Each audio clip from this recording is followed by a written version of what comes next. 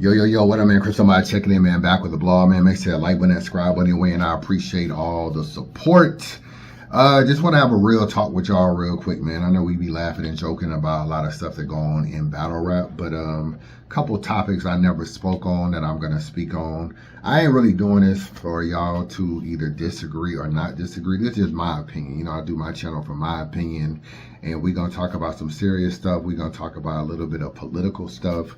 We're going to talk, you know, I don't go down that road too often, but in this particular blog, I will. First thing I'm going to talk about is Arsonal basically did a video blaming battle rap, the reason why it's on a decline, on basically 50% of the fans. You know, he was saying was a problem with battle rap.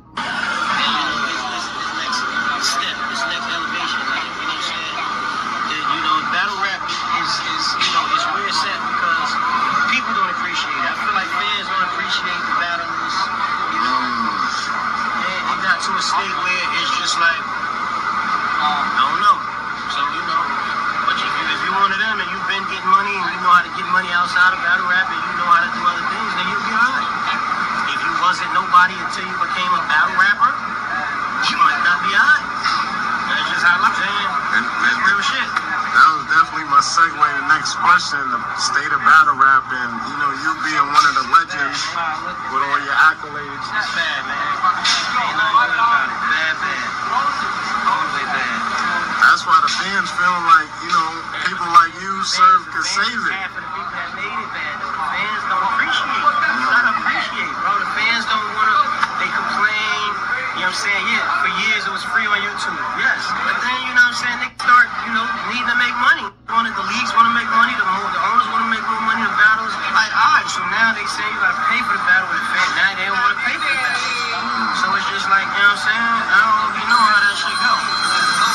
You don't think that he called out, you know what I mean, a few people. You don't think that any of those could like bring back battle rap a little bit? I don't know, bro. I don't know. Battle rap, I don't know. Like I said, it's in a weird space. I don't know what's going on with the culture. I hope and pray. All right, so hold on, let me just.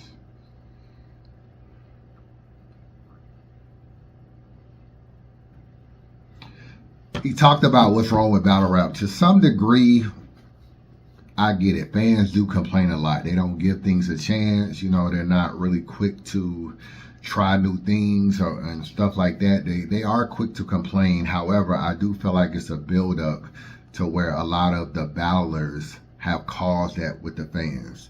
And I don't think Arsonal is a problem. So let me just start by saying this. To me, Arsonal has been great in battle rap. I feel like he never cheats fans, really. He's always trying to give 110%. He had some battles where he might have choked or had a dud. You know, he's booked a lot. Don't get me wrong. He lives in Orlando. URL Studios is in Orlando. So it's easy to be like, yo, Ars, come around the corner and be on an app-only card. So that's why you see Arsonal on a lot of cards, because he basically is around the corner to just, you know, you don't have to pay for flights. You don't have to pay for that. And he's probably a fast writer, so you can throw him on cards pretty quick. So I don't feel like Ars is a problem. He's been doing it at a high level for a long time, and he's one of the people that has helped grow it, and he's, you know, Mount Rushmore eligible, in my opinion. One of the few people that can be on Mount Rushmore is Arsonal. He's actually on my Mount Rushmore. So I do feel like I don't have a problem with Arsonal. So maybe people don't appreciate him as much, and that is possible. But let me run down some problems. It's not paying $7.99 for an app. I don't really think that that's really a big deal. I think people that complain about that it's not nothing.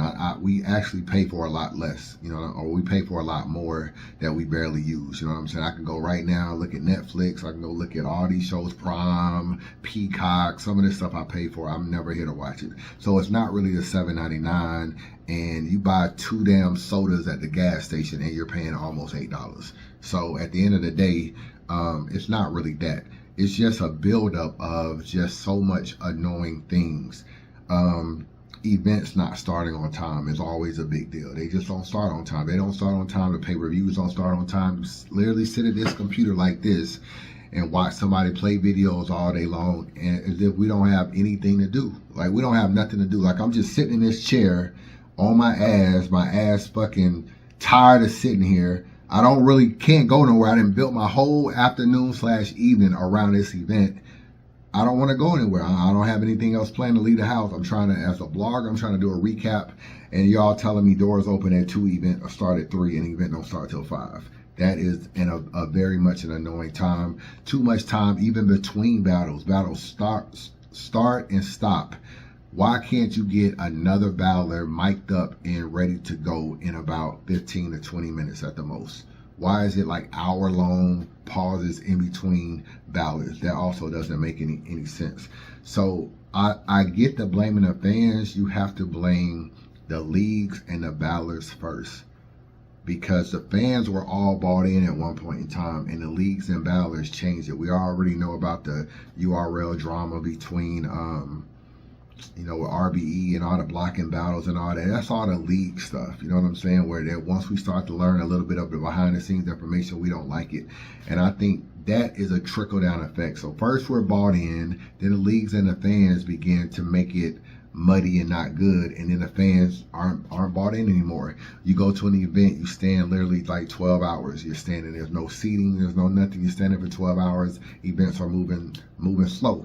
You know what I'm saying? Go to a URL event back in the day when it was at Webster Hall or wherever. You literally sitting outside. You probably standing in line at 1 o'clock, bro. And by the time they let you out, it's 11, 12 o'clock at night before an event has done 6 battles. Now, why is it taking so long? It's taking too long to get people in the building, too long to start the event, too many battlers showing up late, too many battlers not ready to go, too many entourages. It just got to be too much of a diva. Then you talk about the cancellations. There's way too many cancellations, bro. And then you find out the day of, the night of, and people have already bought plane rides, hotel rental cars, everything like that. They've already pretty much done that. You know what I'm saying? And we pretty much got to be the ones that got to deal with all of that stuff. And it's not right for us. And it got to the point where we actually felt like y'all already know ahead of time that a person isn't going to be there. Y'all just not telling people, wait until the last minute, knowing damn well that people have already bought the pay-per-views, and then you just be like, oh, make an announcement in the middle of the event when you already know that a person isn't going to show. So that also happens. Obviously choking, showing up unprepared, that's obviously a big deal. It got worse than caffeine because there were too many battle rap events. Way too many events like 3 times a month. Ballers can't write fast enough, remember fast enough. There's no build up. You throw ballers out there, they choke, they unprepared, the whole 9. Too many leagues booking people. They'll book someone that has another battle like 2 weeks from now. They book them anyway and hope that the person can perform in both battles. It don't happen. One battle gets a short, the other battle is probably a little bit better battle. So too many leagues and too many battles created too many opportunities for battlers to take money, give piss for performances, choke. Another thing, y'all league owners just want to keep booking the same people over and over again, regardless of whether or not they deserve it. There's no consequences to losing. That's, to me, in my opinion, one of the biggest reasons of what's wrong with battle rap. And if you're just going to continue to book people, and I mean, New Jersey Twerk is like a constant example of this. It's someone that like didn't do the Jerry West battle, didn't do the A-Ward battle. He mess around, he gets an easy to block captain battle, bro. He gets a Big K battle. These are like battles that I don't even really know if he even deserved to keep it real with you with everything that was going on. But he gets all of these battles and he loses the Lux and he gets easy, bro. Like, easy is like, if you're not battling, so he battled Lux, he battled Mook already. Easy is like, he battled Surf already, he battled Rock. Easy is like the next biggest name in battle rap for him to battle, if he's not battling Hitman. And you literally lose the Lux and just run right into an Easy battle and getting paid top dollar and give a pistol performance for the Easy battle. It's stuff like that. TBL could have just took Twerk away and put him in front of Big K, put him in front of Arsonal, put him in front of somebody else, but they gave him Twerk. They gave Easy Twerk, and it wasn't a good battle. And sometimes you just gotta know this is just not what I want to do. And do you realize he battled Lux and Easy within 2 weeks? 2 weeks apart, he battled 2 of the biggest names in battle rap. It's like, bro, those guys are too talented for you to battle even that close. But it still happened. So yeah, I already talked about booking artists. Fans are expected to keep showing up, spending money, staying loyal, while our time and money continues to be treated like it don't matter. Somebody wrote this entire post. I completely agree with it. You know what I'm saying? I completely agree with a lot of this. So I feel like that's one of the biggest reasons. So when you have all of this stuff happen, and then you turn around, and now the fans don't even want to fuck with y'all no more. Y'all are on a card, they don't support, they want to bootleg, they want to do all of this kind of stuff. It got to this point because of that. So I think when Arsonal was talking about what's wrong with battle rap and this 50% fan thing, you got to look at how you got there. Because at one point in time, you had fans that are in the palm of your pocket. You had them standing outside, long ass lines, able to sell out, all this kind of stuff, paying top dollar, $100 tickets, regular tickets to see events. And what happened? Niggas just took that shit for granted. It's too many politics, too much BS, too much stuff going on, and a lot of it is artists, and a lot of it is the league, man. Artist league versus league beef really hurt battle rap as well, and it just made people pick sides, choose sides, not like people for certain reasons, and all this kind of stuff. So all that was a big point. Another thing that I wanna talk about is let me see.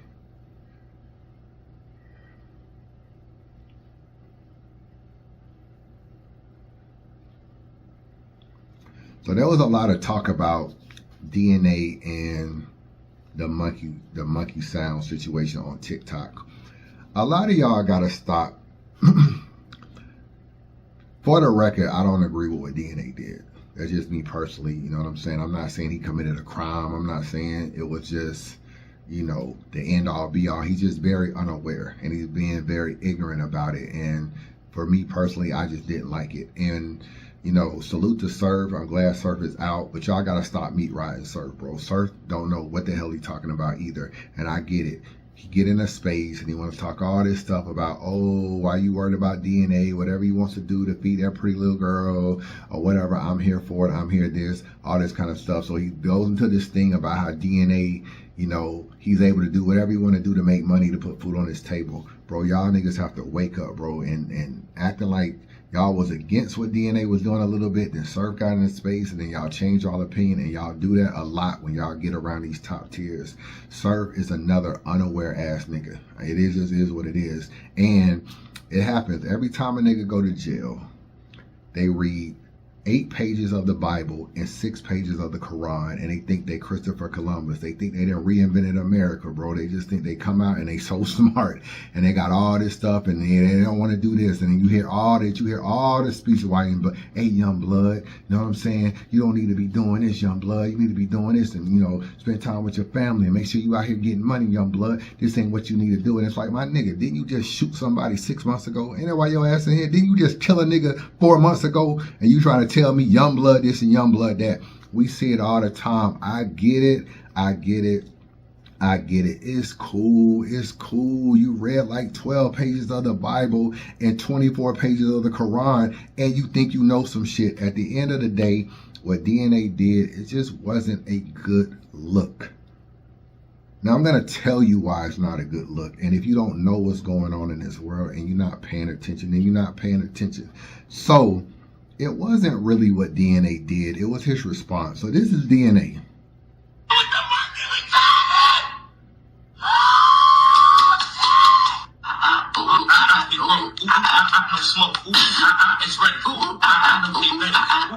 Okay, this is on TikTok. On face value, this looks like it's nothing. He gets called out for it, and his response was, yeah, monkey, this is it right here, I'm reading it, literally DNA's response. Yeah, monkey sounds got me $6,000 square foot home and tweeting from this TV show set. You better start making monkey sounds too now, nigga. So what he tells Capo. So you basically told the nigga to shut up and dribble. You and in a roundabout way, you told the nigga, yo, if you want to be where I'm at, coon harder, my nigga. Coon harder, my nigga. But I say all that to say, that nigga crazy. Yeah. Yeah, you can also have these things. If you want the house and the crib, it's cool. You just gotta cool harder. That's all you gotta do. And why do I have a problem with this? I don't never have a problem with a nigga getting no money, bro. You are on TikTok. TikTok is pro-billionaire Larry Ellison is one of TikTok's new owners. Pro-Trump billionaire Larry Ellison. You got on this white man's TikTok, this pro-MAGA Trump guy TikTok, and did monkey sound. Now you don't even control their own content. They can just snatch it, make commercials, and just say, look what we got these niggas doing, acting like monkeys. We told you they was monkeys behind closed doors. Then they get on these white internet sites and act like a monkey anyway. But it even gets slightly deeper than that. So a lot of y'all should know, if you follow anything, that Trump basically in his first day in office, and I don't care if you're a Trump supporter, so don't get in my own. This ain't no Biden, Harris, Trump. I don't really give a damn. But these are the facts. When Trump got in office, he rolled back DEI. Okay? Roll back DEI. You know what I'm saying? Trump rolls back Equal Employment Opportunity Act, an anti-DEI executive order. What does that mean? That means that DEI that was in place so that you will basically be able to hire equal people. You won't have so many of one particular race. You'll hire some minorities and all this. So you had all this diversity and equity kind of programs. Trump rolled them back. And any big company that wasn't really trying to be, I guess, anti-DEI, he was trying not to fund. He was attacking. He was going after them, trying to force them into this anti-DEI. And what ended up happening was he basically came up with this thing where if you are trying to come up with ways to hire more minorities, that's also racist. That's what they figured out in their mind, that if you come up with a scholarship, a program, anything that benefits minorities. If you got a scholarship that says, hey, this is Yale and this is Harvard, and we have a minority scholarship for African Americans that want to attend Harvard, you can't do that anymore because that's actually racist to white people. It's racist to us, to white people. That's what basically Trump said. No more DEI, because in a way to make things more hireable and better for minorities, it's actually racist to white people. So they got rid of DEI. And that became a big thing. And Target became the poster child for the DEI thing. Okay, cool. Then Trump started getting rid of all the anti-black monuments and stuff that represented black history. Trump administration begins Black History Museum purge with black excellent artifact removals. Basically trying to get rid of artifacts that talked about slavery, some of the black history, some of the Jackie Robinson stuff. He was basically getting rid of them. Some of the Smithsonian Institute stuff that talks about anything that talked about African American history that may have been deemed negative, that was still talked about and that people overcame. They were trying to tear it down and get rid of it. So when you add all of that up and what has been going on in this country in the last 18 months, and then you look at the fact that Larry Ellison, who is a pro-Trump billionaire, purchased TikTok, which they are purchasing these things to try to control the messages that are out there. You know what I'm saying? Because if you control what people hear, then you can control what they know. Because if a lot of people are on TikTok and they're on Instagram and they're on Facebook, and if we can get our people to own these things, then we can push messages through these social media sites. So they stronged arm the Chinese, who was basically owners of TikTok, and said, hey, if you want to do any work in the USA, you got to sell TikTok. And when they sold TikTok, it was bought by Larry Ellison. I say all that to say this. For DNA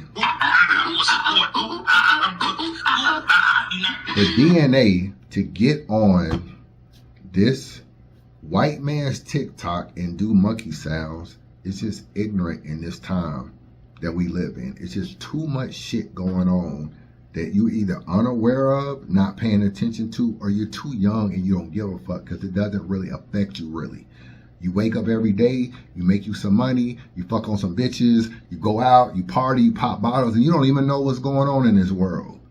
However, I would hope that DNA to serve a little bit more cerebral, and all money isn't good money. So when you say, oh, Those monkey sounds that I did got me a 6-bedroom house. Nobody gives a fuck, bro. Because y'all niggas need to learn to stand for something at the end of the day and stop telling niggas to shut up and dribble and coon harder. And at the end of the day, that's the way I look at this whole situation. I do not think there's anything wrong with DNA. I just think that you don't own that content. Now you can always be pulled a certain way and put in a commercial and do this and do that, and they can snatch this and use this. And it's just not a good look for anybody who is black to be doing anything like this with the way that they are trying to erase black history in this country and erase a lot of things that got to deal with minorities in this country right now. We need to be more so standing together instead of doing ignorant things like this. That's just my stance on it. That's how I feel. There's nothing against none of these two guys. Chris, bias. Man, subscribe to the channel, man. Don't be a hater your whole life. Chris, bias.